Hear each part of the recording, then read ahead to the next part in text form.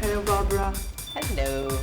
Thank you so much for being here with us. Well, thank you for inviting me. I'm really happy to be here. I'm so happy also to have the chance to question you today, to share with the audience about you, your work, your presence so strong in this festival. This edition makes it very, very, very special. Could you share with us your first dance memory? My first dance memory, I don't remember a time that I wasn't dancing. Like, it just is always been there. And I was a shy child. I was a bit of a loner often. So I would spend many hours in my room alone just dancing in front of my mirror. I didn't have cable TV. I grew up in a small community. Mm-hmm. I didn't have access to a lot of classes of dance. So I just would put on music and just dance around, and that was all my life. Honestly, I don't remember my first memory. It just seems like it was always there. And because it was always there, could you, in this first, like, as much as you can, maybe 3 years old or 4 years old, yes, could you describe what was the feeling? It was joy. The feeling was joy and just being in the moment, like not thinking about anything and not worrying about what you look like, not worrying anything, just hear the music and go. I do remember one of my early memories in one of my first ballet classes. Mm-hmm. Okay, I was probably about 4 years old. And what I do remember was the teacher was showing a very, a structure of like, okay, we go here, then we go here, and then we go here. And in my young mind, I was like, well, in between each move, nothing's happening, so I'm gonna make something happen. So I remember, like, the first move we'd hold like this, and I'd hold it for a second, and then I would jump up and grab my feet and go like that, and then I'd go to the next move. And I was thinking she didn't see it. I was thinking she didn't see me doing it, and then I would do it again, or thinking she didn't care. And then after, I remember her saying, we're gonna do it again, and this time we're not gonna put moves in between the moves. So I guess that was my choreographic debut. How do you feel that your path through dance has led to the work we can see today on stage? Because when I saw your performances yesterday, again, one of the first feeling was joy. So I can relate to that.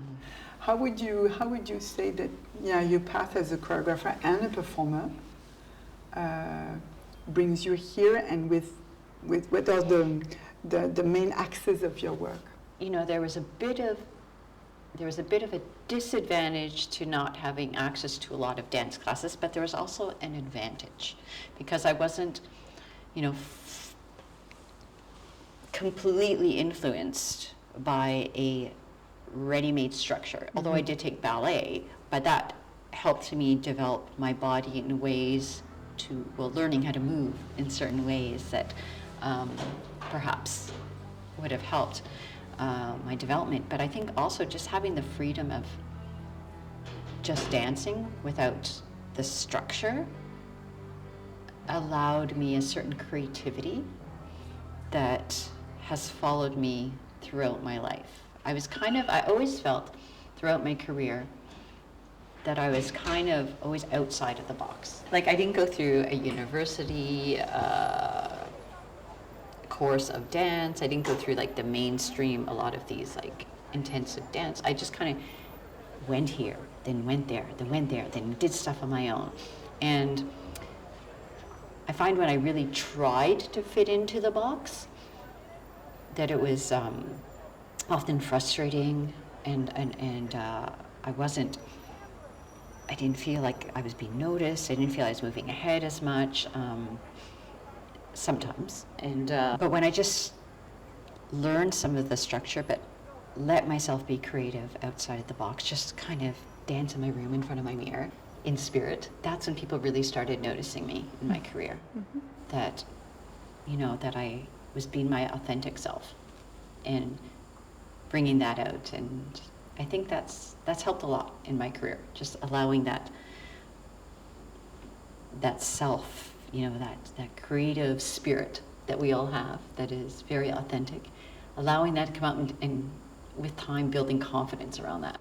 Could I ask if there was a special trigger to that realization of you let it go and being really entire yourself with all the complexity and layers of what you are, what your story is, what you learn through the... I think one of the main things was, when I did finally move to Montreal, and I did start taking many styles of dance classes that I never even knew existed before, and learning that, like I said, I was kind of insecure a bit because I didn't have the background a lot of the city dancers had. But there was something in me that just wouldn't give up and still go. But then when I really started reconnecting with my indigenous cultural dances, especially in the Pow Wow circuit, it's a very different atmosphere. It's really encouraging you to be part of something bigger. You have value in this. You have responsibility in carrying these dances, and you just join in, and you just keep doing it, and you just keep doing it, and it naturally grows within you. So I think being in that really community atmosphere, and the welcoming and the encouraging, and there's always joy and good medicine around those dances, I think that was kind of the trigger that allowed me to just be confident in being me. I had the chance to see you performing with the Pow Wow dances, and it's beyond the fact that it's really beautiful, you can feel the grounding of this, and how some people say that it could, going back to your roots, it could be withdrawing into some place of community, but on the contrary, it frees you to go and to open also to the others. I can really see you strongly sharing also the beauty of the culture, the dances, the ritual, but also connected with new generations and other dances, as you did in the pieces you presented yesterday as the opening of the festival, Landback Waackers. Could you explain me what was the idea, how you came with that, and how you build it? I'm not even sure when this idea got into my head, but this is how I work. Often, I get these ideas of wouldn't it be cool if, And I started thinking about mixing powwow dancing with waacking, the disco dancing. Now, I was taking some waacking classes on the side, and I ended up falling in love with it because I really found that it brought out a side of me that I'd forgotten about my youth. Because I'm a mother, I'm a respected person in my community, so I kind of developed over time this kind of being always respectful, making sure you're doing the right thing. But the waacking just was oh, right, mama's here, And that kind of brought that back to me. And so I was can you imagine, because, a lot of powwow is footwork, and waacking is a lot of arms. And I was wouldn't it be interesting to combine those two together? What would happen? Because they're both been from communities. Waacking, the history is it started in LA in the 70s, and it was in the queer community, right? Because they felt they couldn't express themselves outside the clubs, so they developed this dance inside the clubs. So there was in us, we weren't allowed to dance, the indigenous people for many years. many centuries. And so I thought, you know, two oppressed communities finding ways to still express themselves. If we could put those two worlds together, you know, what power that could be. So a lot of the dancers I work with, well, all of them in the Landback Waackers are Indigenous. They're not all Pow Wow dancers. So I had to train them in the footwork, the smoke dance mainly, which is really an intense, fast, powerful dance. It's very hard to do. That comes from my culture, the smoke dance. And then I hired a Waacking coach, Christina Dejean, known as Mystique, who's a wonderful, and she came in and she like trained us, and you know, and then we started merging together. It was really hard. It was really hard to get your feet going and the hands going at the same time. It took a lot of work, but when we got it, it was like, oh my God, this is so much fun. We wanted to bring joy, you know, like, and you know, like what is contemporary dance? It's got the roots, and we're contemporizing it, right? And I think it's important to remember the celebration of dance that can be brought to everyone. I was hoping, you know, the audience would get up and dance with us. Our next performance in the festival is Saturday the 13th, and it's at Le Théâtre Le Grand Ballet in the evening, and it's going to be a great evening because it's all Indigenous choreographers. Beautiful. And I think it's you're going to see so many diverse voices, which we are. That's a beautiful platform to transition to the fact that you are co-curator of this incredible panel of Indigenous artists. And how was it made? How did you feel about it? What did you want to do with the festival? Well, I've been really fortunate to be working with the festival as an artist, gosh, for maybe 6 years or something. And you know, the festival took a risk on me. You know, they weren't sure what my work was at first, but they took a risk and it worked, you know, and it gave me the visibility, and it was really great. And so we developed a relationship over that time, and talking more about, you know, outside just my piece. I was talking about the reality of Indigenous dance and dancers and art, and how hard that is to, we've had to struggle to be shown on many stages still, you know. And so yeah, so Rafik, the director of the festival, came up and said to me, you know, let's do an Indigenous focus. Do you want to help? Do you want to be a co-curator? And I was like, yes. You know, so I started like reaching out to like choreographers I knew, and it just kept building and building, and it just, you know, I think this is just a beginning, because there's so much that can be shown more. There's so many choreographers, yet Indigenous choreographers, to be shown and seen, and to be given this opportunity. So we have so much. We have like, well, you know, my company was on opening night last night. We have 𝐸𝐵𝐸 tonight, which is great. We have on Saturday an outdoor program with all Indigenous choreographers on Mount Royal. And Monday we have all Indigenous dance films at the National Film Board.